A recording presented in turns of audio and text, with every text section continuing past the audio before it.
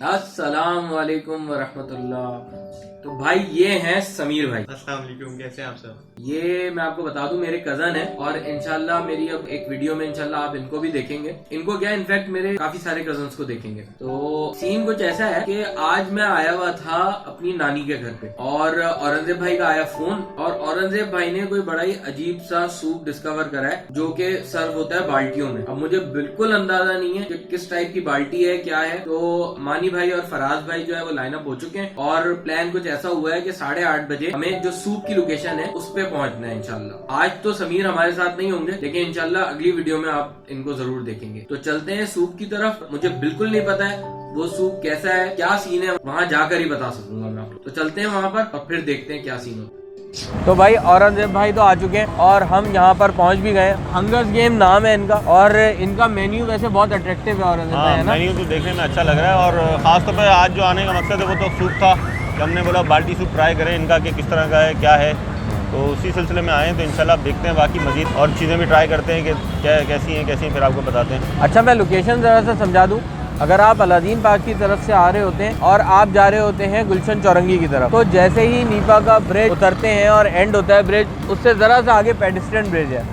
Pedestrian bridge से पहले ही जो लेफ्ट टर्न का कॉर्नर है उस पे ही ये हंगर्स बर्गर है और अभी तक हमने ट्राई नहीं करा है लेकिन हम ऑर्डर दे चुके हैं। ऑर्डर हमने इनके 2 बर्गर्स भी मंगवाए और फिर जाहिर सी बात है जिसके लिए आए हैं हमने इनके बाल्टी सूप मंगवाए। तो अब आते हैं तो फिर आपको बताते हैं। वैसे मैं बताता चलूँ कि फराज भाई भी आ चुके हैं और मानी भाई भी आ चुके हैं।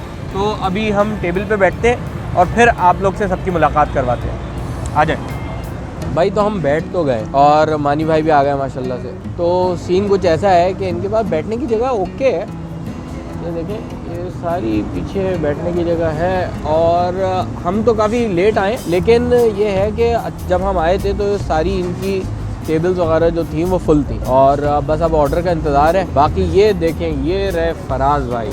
अरे क्या हाल है? अल्हम्दुलिल्लाह। तो फिर क्या सीन है भाई? सीन ऐसा है कि पहुंच गए हैं और एज़ यूजुअल जैसे कि हम लोग सूप लवर हैं। हाँ गर्मी हो सर्दी हो सूप चाहिए। तो देखते हैं कि हमें सूप के उसमें हमें सच्चा प्यार यहाँ मिलता है या नहीं। औरंगजेब भाई फिर तो हमें इसका भी हंट करना पड़ जाएगा। लग ऐसे ही रहा है और तो बात ऐसा है कि हो जाए तो अच्छा है।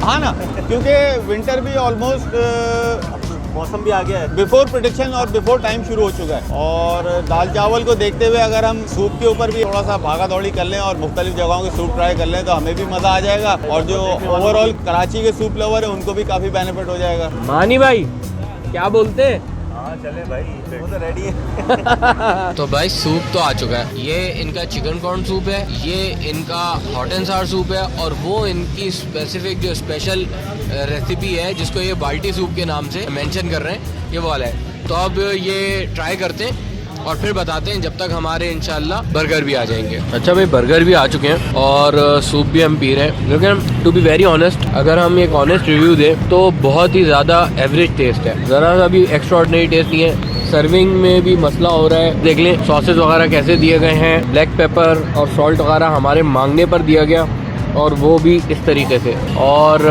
अभी बर्गर टेस्ट नहीं करा है। मानी भाई बताएं बर्गर का क्या है?